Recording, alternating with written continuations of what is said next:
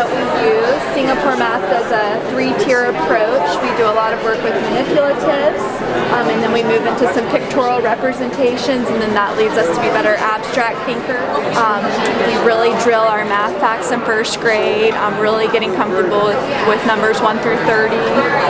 In preparation for second grade, we do math sprints. It's great. Those are differentiated. So if we have a higher level student, they'll get one version, and somebody who's not as high might get the other version, and the answers end up being the same, but the two numbers added or subtraction are set up differently. So that's a good way for us to differentiate without the kids being aware that we're doing so. But with Singapore Math, we really want them to kind of expand upon knowing that there's lots of different ways to solve a single problem, and kind of having, if you think about it as kind of a backpack analogy, having different tools in their backpack so that if they get to a difficult problem, they're able to figure out a way they do know to tackle and solve that problem. This is going to be at 6 o'clock. It's a little bit more in depth when they're in here. We also do Dinosaur Day in first grade, and that's kind of the hallmark of the first grade program. We learn about fossils and do a pretty in-depth study, kind of cross-curricular for a few weeks. The culmination of that is the Dinosaur Day program, which is a program we put on with songs and dancing, and children recite dinosaur facts that they've learned along the way through their research.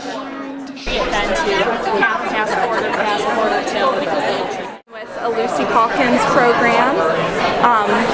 This has children writing about moments from their lives.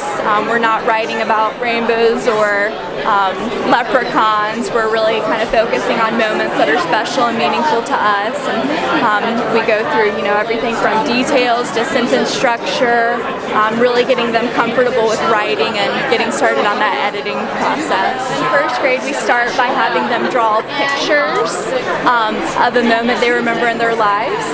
They add labels to it. They add as many details, so by the time it comes to writing, they have a lot to go off of, which is kind of a good way to approach that for a first grader. Now we started here in the second grade. They do like reading response packets where they have to make personal connections, and often those personal connections will lead to ideas for writing workshop. A great example was the gingerbread man hunt that we went on, the scavenger hunt. They had a fun time with that. So they have a little notebook that you see up there of them writing their ideas in. So if they go on a gingerbread hunt, that can go in their little idea book, and then they can look at that for ideas for writing workshop.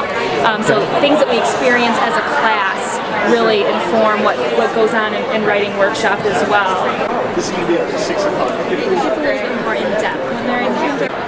A lot of our curriculum that we do with the younger kids is relative to what they're learning in the classroom. But the most important thing when they're younger is to learn vocabulary, to feel comfortable with the language, and to have fun and fall in love with it. Yeah, that's important. Under the age of 10, language is developing in their brains.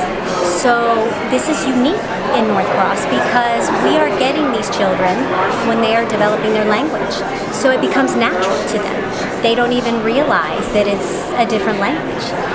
So you can give them a command like line up or siéntate or levanta la mano, raise your hand, and they understand it naturally because they're learning it at a very young age. It's not just about learning the language, but also learning that there are other cultures, even at a very, very young age, that people speak different languages, eat different foods, dress differently, look different, and celebrate different things. So it's also, teaching them that about culture.